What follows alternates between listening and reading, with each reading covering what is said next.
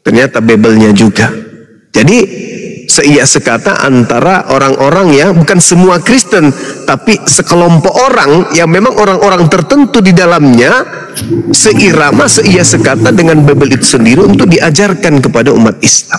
Maka hadirlah kami sebagai pendebat dari Islam untuk melawan gerakan tersebut. Ya, seperti itu abang. Oke, jadi gini abang, mungkin juga ini 3.400 loh yang mendengar kita Bang Joma. Ya. Di Kristen itu kadang-kadang mereka bawa Bible juga. Kristennya apa kita juga belum tahu, karena ada saksi Jehovah, ya kan, ada macam-macam pokoknya. Biasanya yang begitu adalah saksi Jehovah. Assalamualaikum warahmatullahi wabarakatuh. Sahabat diskusi yang berbahagia, semoga dalam keadaan sehat walafiat, penuh keberkahan. Mari kita simak diskusi lintas agama yang begitu menarik, berisi penuh literasi yang mengembangkan cakrawala berpikir kita, mencerahkan kolbu kita, menguatkan keimanan dan ketakwaan kepada Allah di dalam tugas kehidupan ini. Ayo diskusinya kita simak, yang dipimpin oleh Bang Juma, Bang Handi, dan Mujahid apologet Islam lainnya. Yuk kita simak saja. Bismillahirrahmanirrahim. Tapi yang saya lihat selama ini teman-teman yang agnostik itu menghabiskan waktu untuk belajar hingga sampai kepada titik mu'allaf. Alhamdulillah justru mereka itu nanti Islamnya kuat. Saya rasa begitu Bang. Gini Bang Juma, pertanyaan dari Bang Handi tadi malam itu, masa ada kitab suci direvisi? Maka saya coba membuka sebuah tabir yang mungkin kita bukan lupa ya, tetapi sebagai manusia untuk mencari hal yang benar itu memang kewajiban kita. Tuhan Sang Pencipta itu menurunkan Nabi dan Rasulnya hingga sampai 2500 bertahap, sampai akhirnya ada kejadian. Kalau di Alkitab ini ada air bah, Nabi Nuh, semuanya hilang. Nah saya bicara ke Bang Handi, berarti ada sistem yang dibangun oleh Sang Pencipta yang renew untuk mencapai ke titik sebenarnya. Jadi mungkin begitu juga kitab-kitab ini, apalagi yang menulis adalah manusia. Saya berbicara ini di kitab saya ya, karena dicetak manusia, ada kesalahan tulis segala macam. Ini bisa saya tolerir itu. Jadi materinya kira-kira tanggapan Bang Juma tentang bagaimana Sang Pencipta menurunkan messengernya agar memberi ilmu kepada umat manusia untuk mempercayai yang halik itu. Silakan Bang Juma. Iya baik. Bismillahirrahmanirrahim. Terkait dengan pertanyaan abang kita ini ya, di dalam Al-Quran seperti yang sering saya sampaikan dalam Quran surah An-Nahl ayat 44. A'udzubillahi minasyaitonirrajim. Bil bayyinati waz zubur wa anzalna ilaika dzikra litubayyana linnas ma nuzzila ilaihim wa la'allahum yatafakkarun. Mereka para nabi, penyampai firman, kemudian diutus oleh Allah dengan membawa keterangan-keterangan berupa mukjizat dan ketetapan-ketetapan berupa kitab. Dan kemudian Allah turunkan az-zikr, Al-Quran kepadamu, agar engkau menerangkan kepada manusia apa yang telah diturunkan kepada mereka dan agar mereka memikirkan. Nah, terkait dengan baginda Rasulullah Muhammad SAW sebagai utusan Allah, cakupan misinya itu luas dan ruang waktu yang digunakan kemudian lebih lama, hingga pengajarannya harus sampai kepada titik penghujung kehidupan di atas muka bumi. Berbeda dengan ajaran para nabi. Nabi Musa hanya pada masanya dan kaumnya. Kemudian Nabi Isa hanya pada masanya dan kaumnya. Tapi baginda Rasul Muhammad SAW, ajarannya kemudian, apa yang diturunkan kemudian kepadanya itu merupakan sesuatu kaidah yang harus sampai kepada seluruh umat manusia sampai hari kiamat. Nah, itulah yang diterima oleh baginda Rasul Muhammad SAW. Sehingga kitab yang diterima oleh Rasulullah itu mendapatkan sertifikat spesial dari Allah, di mana Allah yang mewahyukan, Allah juga yang menjaga Al-Quran ini. Sehingga tak ada kekuatan di atas muka bumi yang bisa kemudian memalingkan Al-Quran dari aslinya. Sehingga 1400 tahun sudah Al-Quran masih terjaga. Berbeda dengan kitab-kitab sebelumnya. Kita rindu ingin melihat kitabnya Nabi Musa. Kita rindu ingin melihat kitabnya Nabi Isa. Tapi tak pernah lagi kita akan pernah bisa lihat itu. Tetapi kalau kitabnya baginda Rasulullah Muhammad SAW, siapapun bisa melihat. Masih ada tertoreh kemudian di tengah-tengah kita. Nah, saya kira seperti itu, Bang. Silakan. Siap, Bang Juma. Yang saya pertanyakan tadi proses, Bang. Jadi ini mohon maaf. Kalaulah kesempurnaan dari awal itu ditentukan oleh Yang Maha Kuasa, itu hak prerogatif Yang Maha Kuasa. Tapi kenapa ada dari mulai Adam, terus nabi-nabi berikutnya, sampai di Nabi Nuh, sampai air bah semuanya dimusnahkan. Hanya Nabi Nuh yang disuruh diperintahkan untuk membangun bahtera. Karena Sang Maha Pencipta akan memusnahkan mereka yang dajjal tersebut, yang mereka menyembah berhala. Sudah tidak bisa diatur, intinya seperti itu. Nah, korelasinya dengan adanya, kenapa ada kitab suci seperti Alkitab, ada revisi yang tadinya saya tahu waktu kecil itu adalah bahasa di Bible, itu adalah Jehovah Debata kalau di Sumatera Utara, terus tiba-tiba sekarang ada Allah Bapa. Kan ini yang menjadi gimmick yang membuat seolah-olah ada pencomotan. Nah, yang saya mau tanya tadi, apakah Sang Pencipta itu membangun sebuah sistem ini juga dia ada renew gitu loh, Bang Juma. Akhirnya sampai ke titik yang Nabi Isa dan Rasul Nabi Muhammad itu. Kalaupun kesempurnaan diinginkan oleh Sang Pencipta yang Maha Kuasa tersebut, yang kita sebut Allah itu, dari awal bisa saja tidak akan ada terjadi begitu banyak polemik. Itu Bang Juma menanggapi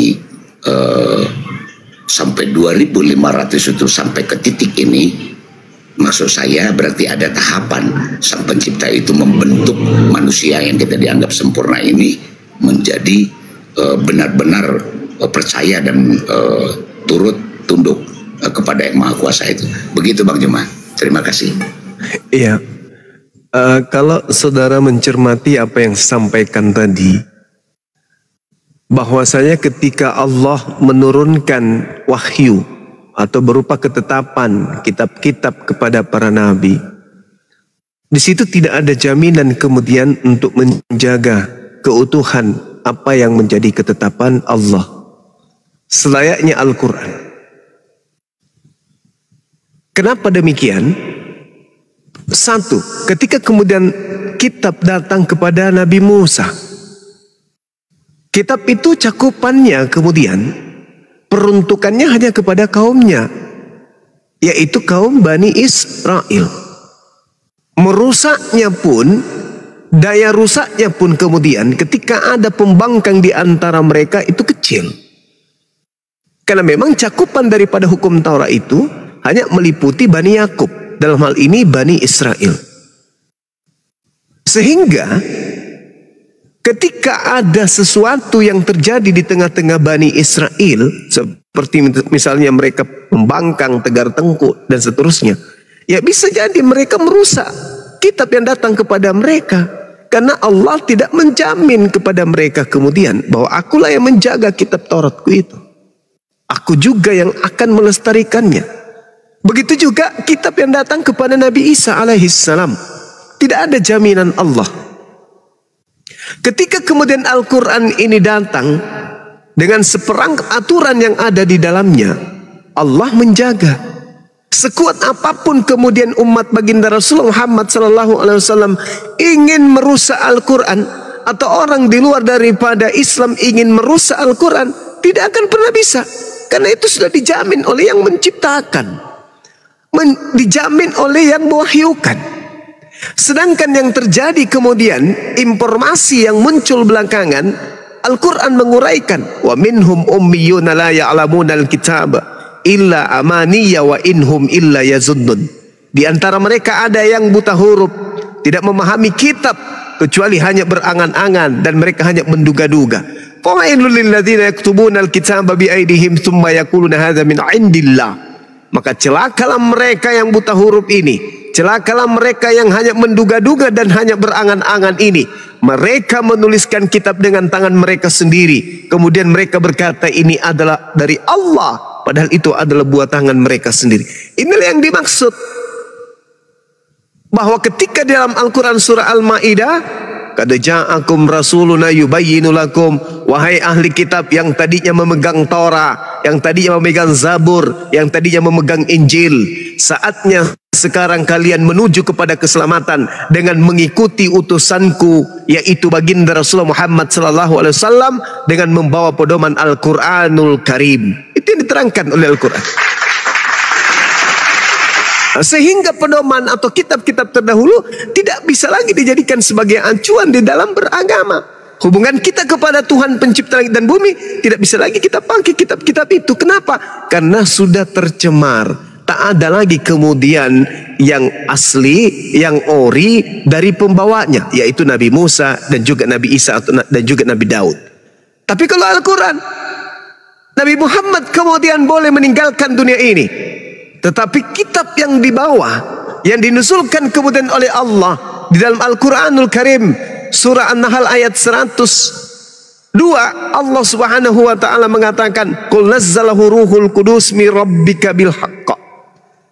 Katakanlah wahai Nabi Muhammad, Roh Kudus menurunkan Al-Quran itu dari Tuhanmu dengan kebenaran. Ketika kitab ini diwahyukan kemudian, tak ada kekuatan di atas muka bumi ini, meskipun seluruh manusia berkumpul untuk merubah Al-Quran, tidak akan pernah bisa. Karena terjaga. Dan itu sudah pernah dicoba. Sudah pernah kemudian manusia membuat Al-Quran palsu untuk menggugurkan kebenaran Al-Quran yang asli. Tapi ketahuan tidak bisa kemudian membandingi Al-Quranul Karim. Nah inilah yang saya ingin sampaikan kepada saudara, bahwasanya Al-Quran ini terjaga oleh karena Al-Quran satu-satunya kitab yang akan menghantar anak keturunan Adam sampai kiamat.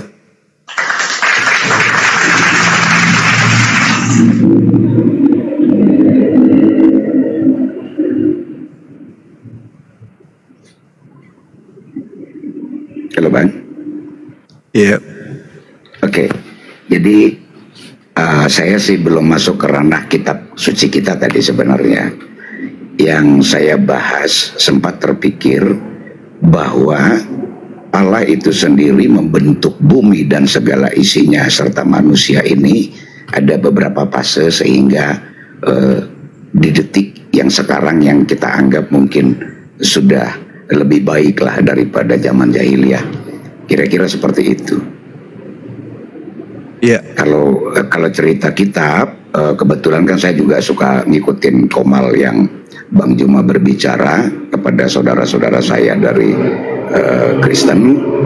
Memang ada beberapa yang kurang baik lah, mungkin terlebih dari saudara saya untuk berucap atau berdiskusi yang tidak elegan, akhirnya mencari titik temu tentu tidak akan pernah kalau cara diskusinya mengototkan begitu. Padahal yang kita cari adalah kebenarannya. Nah, semalam ini sedikit Bang, biar agak tidak terlalu memanas. Saya sempat bilang kemarin sampai subuh itu, ini di posisi udah mulai saling hujat menghujat, sementara tidak ada tertulis di kitab manapun, jikalau ada umat yang menghujat Allah atau Tuhan, maka kalian hakimi dia. Itu tidak ada sama sekali. Dan Allah itu maha kuasa, Allah tidak perlu dibela. Itu saya bilang kemarin. Nah, dengan adanya kejadian saudara kita yang di Medan kemarin digeruduk, mungkin dari sisi manusia, emosional, itu adalah konsekuensi dari cara berdiskusi. Cuman kalau saya dari sisi secara kekristenan melihat itu, biarkan saja, karena semuanya ada konsekuensi. Nah, kepada saudara kita yang perempuan atau laki-laki, saya kurang paham itu. Saya bilang sama teman-teman kita yang di Sumatera Utara, tidak perlu dihujat, itu apresiasi. Saya bilang, jadi gak usah dibikin blunder. Kita ini sudah berbudaya bersosial dari zaman dahulu kala. Kalau kita ada diskus kontra berkomunikasi dengan beda keimanan, kita lebih dewasa saja mengambil jalannya. Kita sambil belajar. Kalau kita kalah, jangan akhirnya menghujat. Begitu Bang Juma yang terhormat. Ini pertama saya bicara sama Bang Juma ini. Iya Bang, sering saya lihat gitu. Iya, jadi gini loh Bang, kita ini harus menjadi duta damai. Tadi juga saya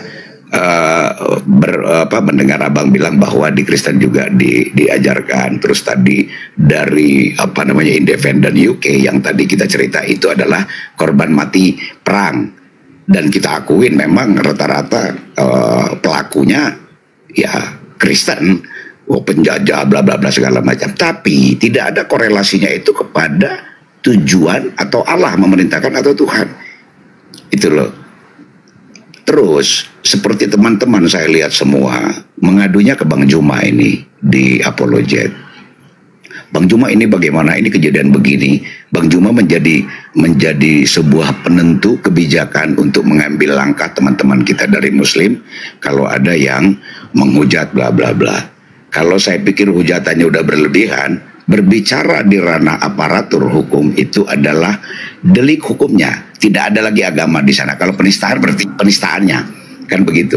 Nah, tapi kalau saya juga menghimbau kepada teman-teman Kristen yang berdebat, terus mereka menghujat, itu juga tidak baik. Lu gak perlu ngebela Tuhan Yesus, lu tidak perlu ngebela Allah, karena itu yang maha kuasa. Emang lu siapa? Justru kita harus berpikir bagaimana kita menjadi manusia yang terpilih oleh Sang Pencipta, yang menjadi bermanfaat dan maslahat kepada mereka dari sisi pikiran, badan. Saya sendiri sebagai Kristen, saya sebenarnya tidak pernah melakukan kristenisasi atau saya bilang Kristen itu benar bla bla, enggak. Saya menunjukkan kepada diri saya. Di saat saya berkenalan, belum pernah mereka tanya, Kristen Bang? Enggak. Tapi setelah lama-lama, loh Abang kok nggak ikut sholat?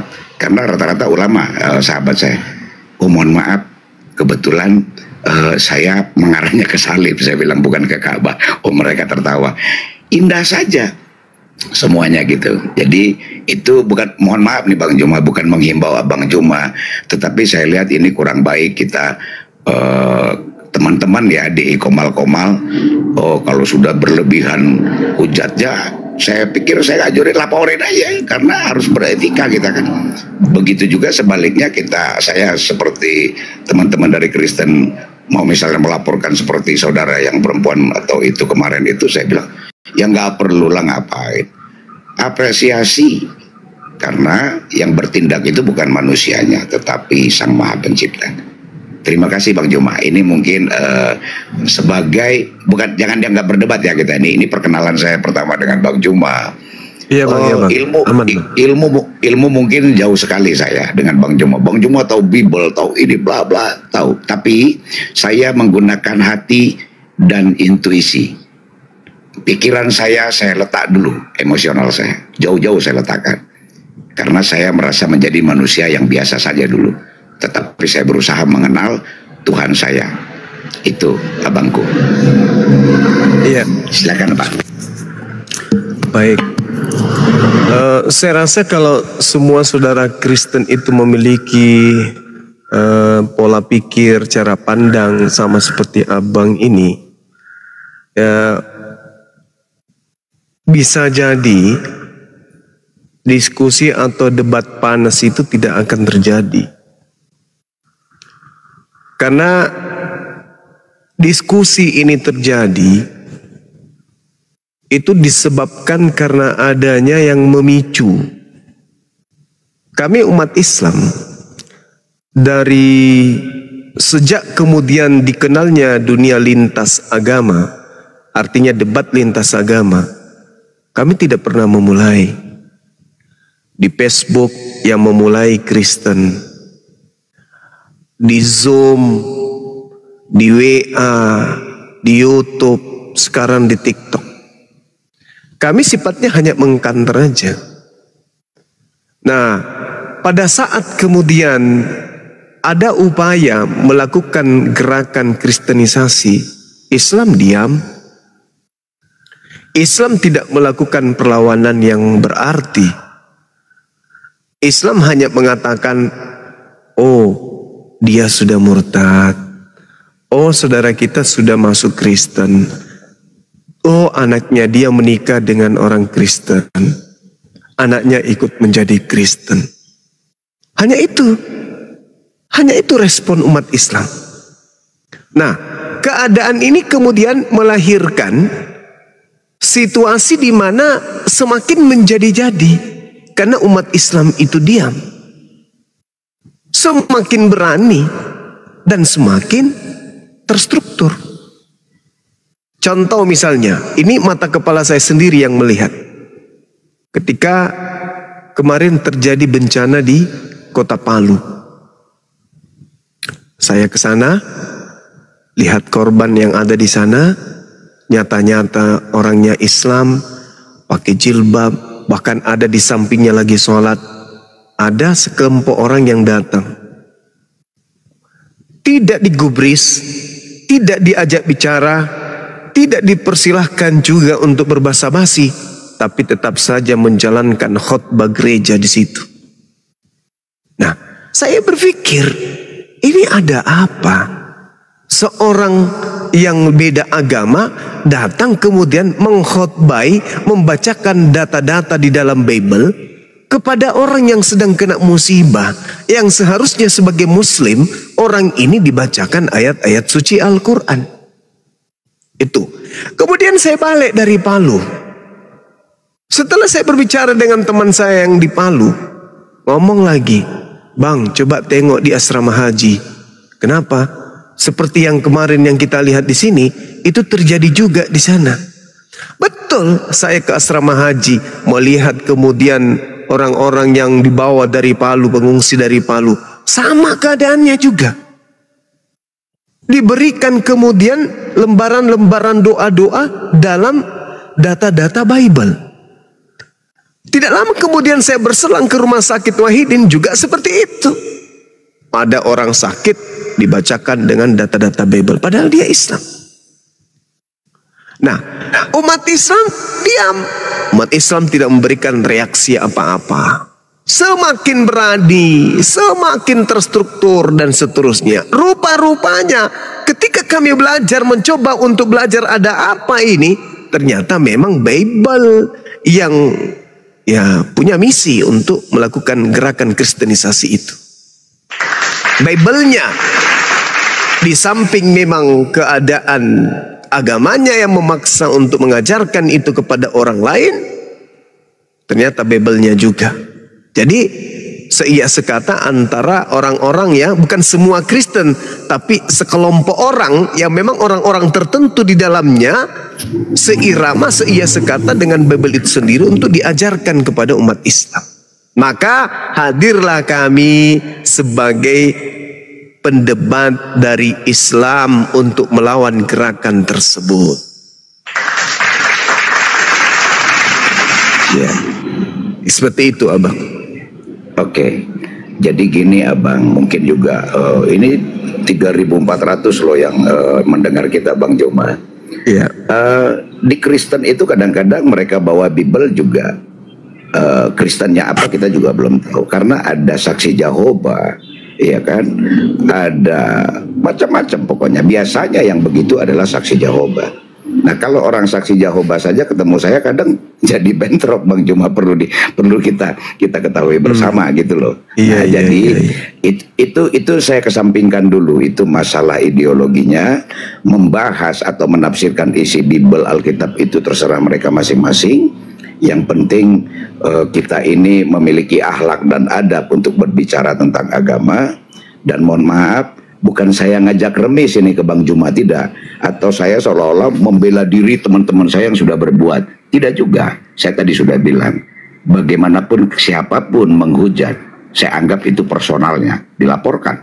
Jadi tidak perlu, saya disclaimer, kalimat saya ini tidak membawa institusi Kristen.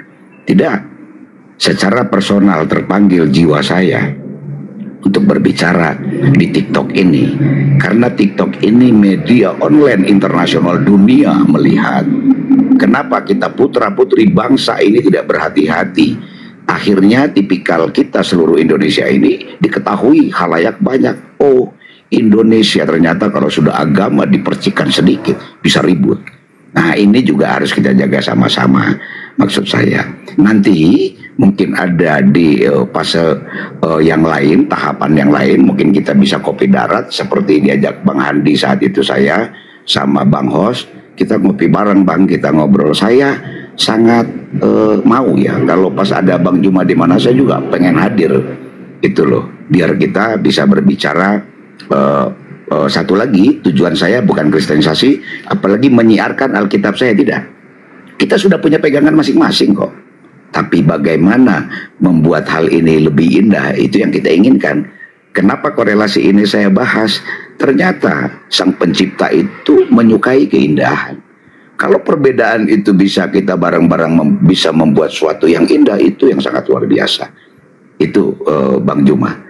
Takutnya saya, nah Bang Hos ini takut kepanjangan, siapa tahu ada yang lain Bang Hos kasih waktu biar tidak lanjut. Gitu ya. Jadi saya pikir itu tadi yang berikut tadi belum dijawab sama Bang Juma. Bagaimana sikap Bang Juma nanti kepada teman-teman tentang debater-debater yang memang mungkin di luar jangkauan Bang Juma juga, overload juga, ya kan, membawa nama API, Asosiasi Apologet Indonesia ini, yang mungkin Bang Juma yang mendirikannya bersama rekan-rekan. Kan tidak tahu kalau ini dicomot, dia ngaku agama Islam, ribut di Komal ini kan bisa saja. Nah harusnya kita bikin standar kita berbicara di Komal itu harus ada.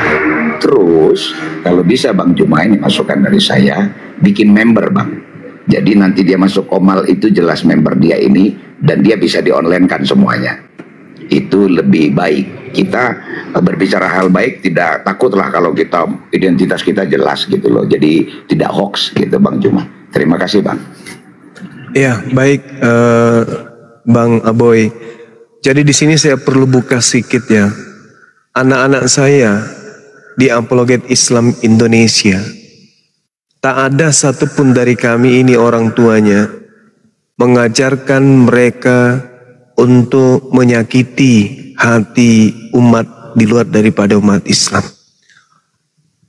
Kami sebagai orang tua di Apologet Islam Indonesia menyibukkan diri bersama anak-anak kami untuk memperdalam materi Quran, bahasa Ibrani, bahasa Yunani, bahasa Arab, dan juga pendalaman materi terhadap Bible.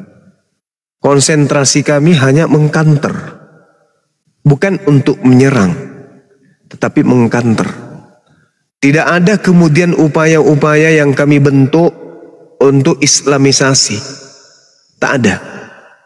Tak ada sedikit pun niatan kami untuk bergerilya dari lorong ke lorong untuk kemudian mencari pengikut agar orang itu bisa menjadi mu'alaf sebanyak-banyaknya. Saya berbicara atas nama pribadi saya sendiri dan juga sebagai pembina di Apologet Islam Indonesia, bersumpah di hadapan Allah, kami tidak punya kemudian niatan untuk merusak tatanan kerukunan umat beragama di Indonesia ini sedikit. Apologet Islam Indonesia membuka diri untuk dibuka, untuk ditelaah kemudian apa yang ada di dalamnya, visi misinya, ya, ADRT-nya bisa diperiksa.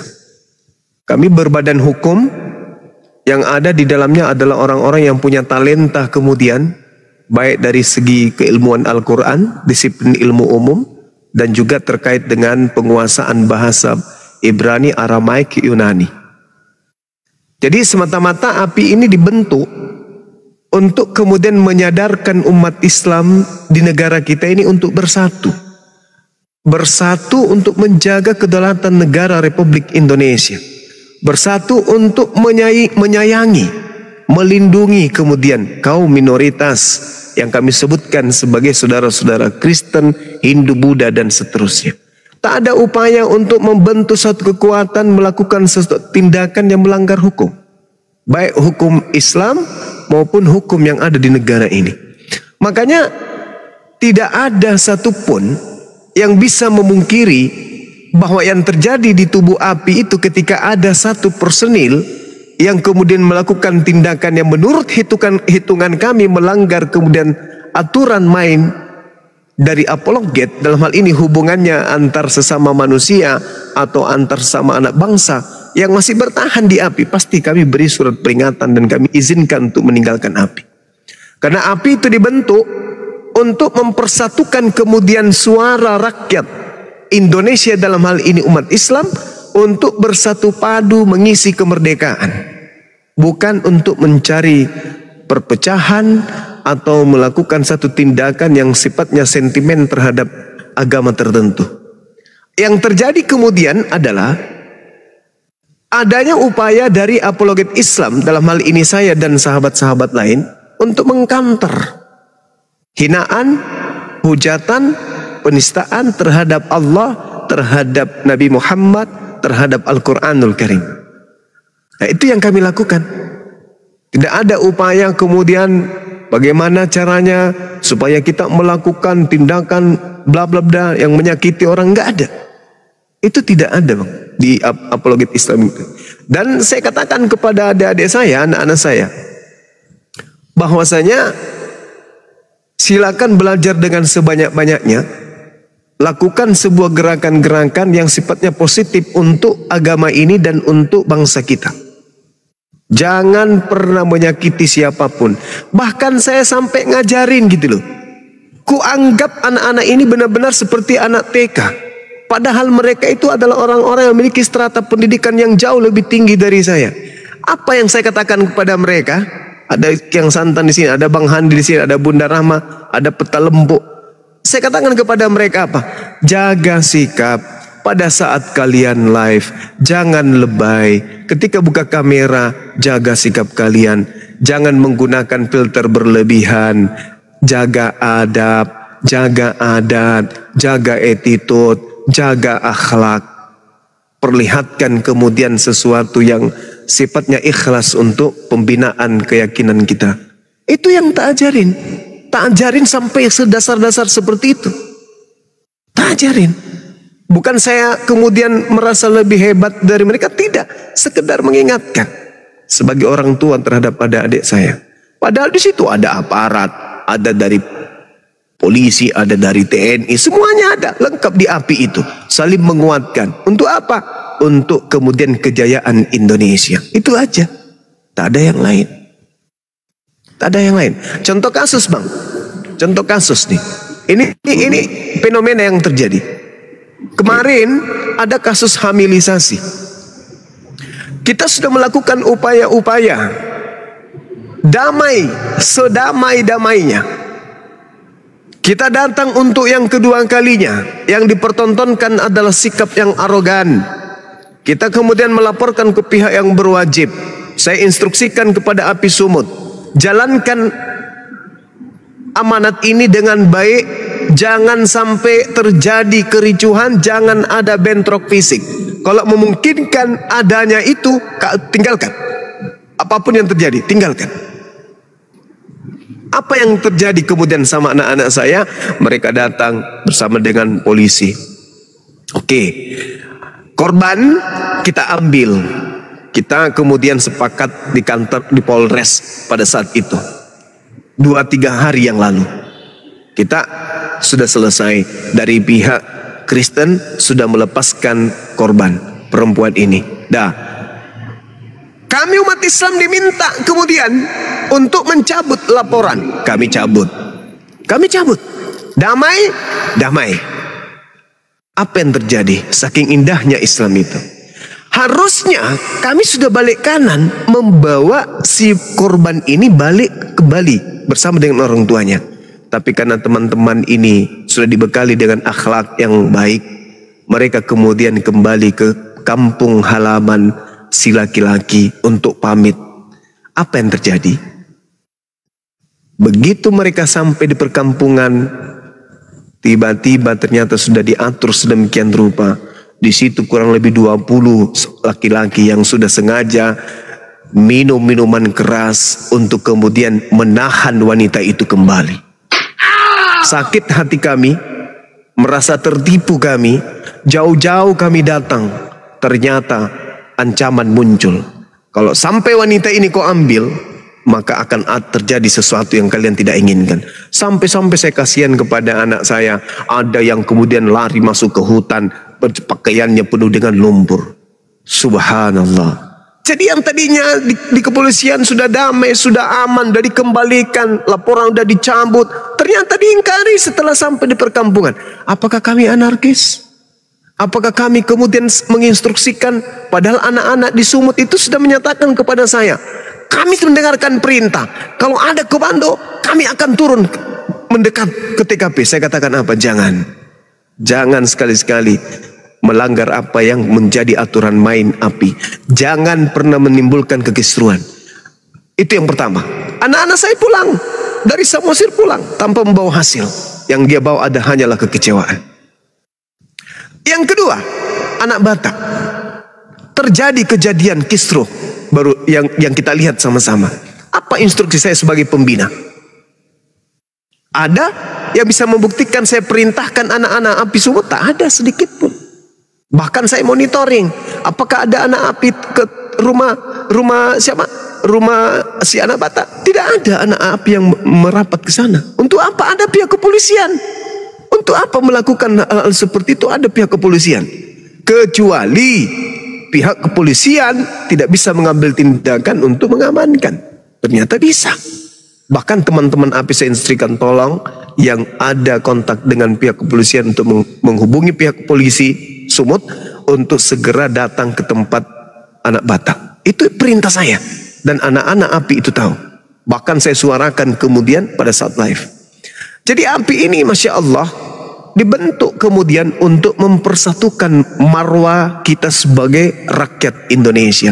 Bagaimana pada saat masa perjuangan kemerdekaan umat Islam memimpin teman-teman dari non-muslim juga, dari Kristen, dari Hindu, dari Buddha untuk bersatu melawan penjajah. Begitulah niatan api ini didirikan. Api sebagai mayoritas Islam di negara ini mengayomi, melindungi orang yang di luar Islam untuk menjaga kedaulatan dan persatuan di Indonesia ini. Bukan untuk ribut, bukan untuk menjadi negara ini kacau, tidak. Tidak sama sekali. Makanya pendalaman yang kami lakukan terhadap orang-orang ketika kami diundang untuk memberikan materi adalah kewaspadaan terhadap gerakan kristenisasi, kewaspadaan terhadap gerakan-gerakan pemurtadan. Karena kalau itu dibiarkan, orang dimurtadkan dengan cara-cara yang tidak benar justru akan memicu pertikaian nanti antar anak bangsa. Justru seperti yang dilakukan di Samosir barusan. Kalau kami umat Islam, kalau kami api tidak menanganinya dengan cara-cara baik, itu sudah bisa terjadi pertumpahan darah itu. Tapi alhamdulillah kami berhasil kemudian untuk meredam. Teman-teman ingat, kita ini membawa nama agama. Jangan pernah kita merusak agama kita dengan tindakan-tindakan yang justru melanggar hukum. Anak-anak saya dengarkan. Mereka mundur, mereka balik kemudian untuk melaksanakan tugas dengan baik.